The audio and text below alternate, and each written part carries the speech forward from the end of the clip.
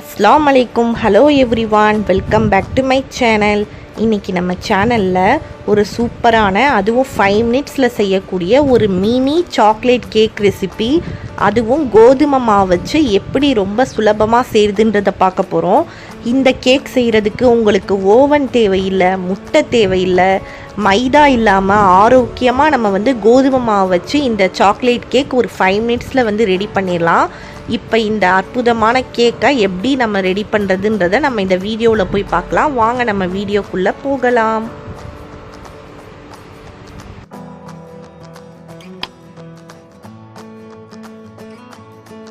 ஒரு பவுல் எடுத்துக்கலாம். அதுக்கு மேலே ஒரு சல்லடை மாதிரி வச்சுக்கலாம்.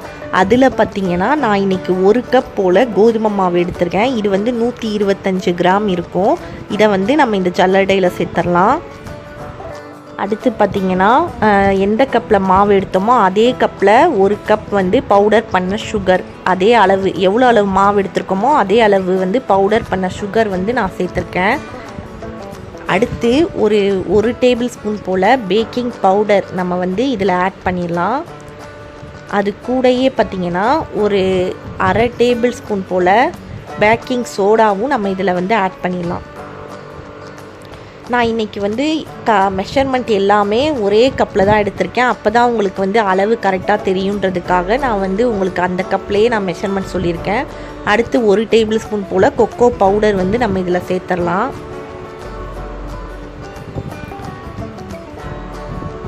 அடுத்து இது கூடயே பார்த்திங்கன்னா ஒரு 1/4 டேபிள் ஸ்பூன் போல் சால்ட்டு நம்ம இதில் ஆட் பண்ணிடலாம். தடவை நல்லா மிக்ஸ் பண்ணி விட்டதுக்கப்புறம் இதை நல்லா சலிச்சு எடுத்துக்கலாம்.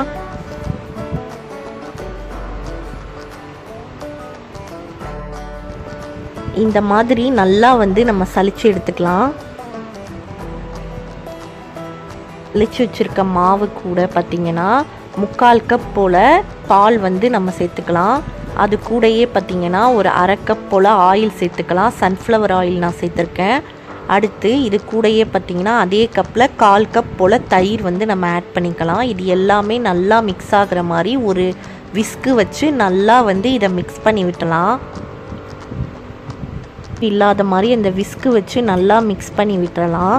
நம்ம ஒரு பக்கமாக அப்படியே மிக்ஸ் பண்ணிகிட்டே இருந்தோன்னா கட்டி இல்லாமல் நல்லா மிக்ஸ் ஆயிரும்.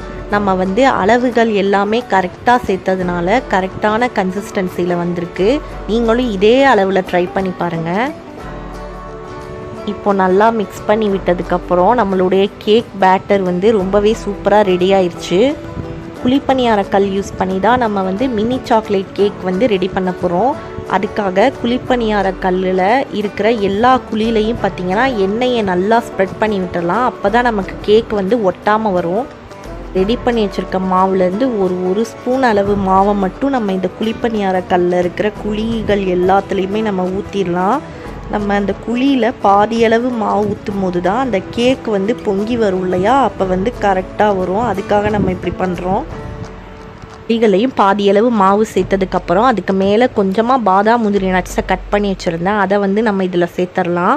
இது ஆப்ஷனல் தான், கண்டிப்பாக சேர்க்கணும் கிடையாது. இது சேர்த்தா வாயில் கடிப்பட்டு நல்லாயிருக்கும் சாப்பிடும்போது, அதுக்காக சேர்த்துருக்கேன். நம்ம குக் பண்ணுறதுக்காக இதை அடுப்பை ஆன் பண்ணி நம்ம வச்சாச்சு. இப்போ அடுப்பை மீடியம் ஃப்ளேமில் வச்சு ஒரு 8லேருந்து 10 நிமிஷத்துக்கு குக் பண்ணால் போதும். நம்மளுடைய கேக் ரொம்பவே சூப்பராக ரெடி ஆயிரும். இப்போ நீங்கள் கேக் சாப்பிடணுன்னு உங்களுக்கு ஆசையாக இருந்தால், இந்த லாக்டவுனில் ரொம்ப கஷ்டமாக இருக்கும், அந்த டைமில் நீங்கள் இதை டக்குன்னு நீங்கள் ரெடி பண்ணிடலாம் ஒரு 5-10 நிமிஷத்தில். இதுலேருந்து 10 நிமிஷம் ஆயிடுச்சு. நம்ம ஓப்பன் பண்ணிடலாம். வாவ், எவ்வளோ ஃப்ளஃபியாக ரெடியாக இருக்குது நம்மளுடைய மினி சாக்லேட் கேக். பார்க்குறதுக்கே இவ்வளோ சூப்பராக குட்டி குட்டியாக அழகாக இருக்குல்ல. இப்போ நம்ம இதை ஒரு ஸ்பூன் வச்சு எடுத்து வேறு ஒரு பிளேட்டுக்கு ட்ரான்ஸ்ஃபர் பண்ணிடலாம். இப்போது நம்மளுடைய மினி சாக்லேட் கேக்கை வேறு ஒரு பிளேட்டுக்கு ட்ரான்ஸ்ஃபர் பண்ணதுக்கப்புறம் அதுக்கு மேலே கொஞ்சமாக சாக்லேட் சிரப் நம்ம ஆட் பண்ணிடலாம். இது ஆப்ஷனல் தான், நான் ஜஸ்ட் ஒரு ஃப்ளேவருக்காக தான் ஆட் பண்ணியிருக்கேன். நீங்களும் இதே மாதிரி இதே அளவுகளோடு உங்கள் வீட்டில் ட்ரை பண்ணி பார்த்துட்டு எப்படி வந்துச்சுன்னு எனக்கு உங்கள் ஃபீட்பேக் கமெண்ட்ஸை ஷேர் பண்ணுங்கள்.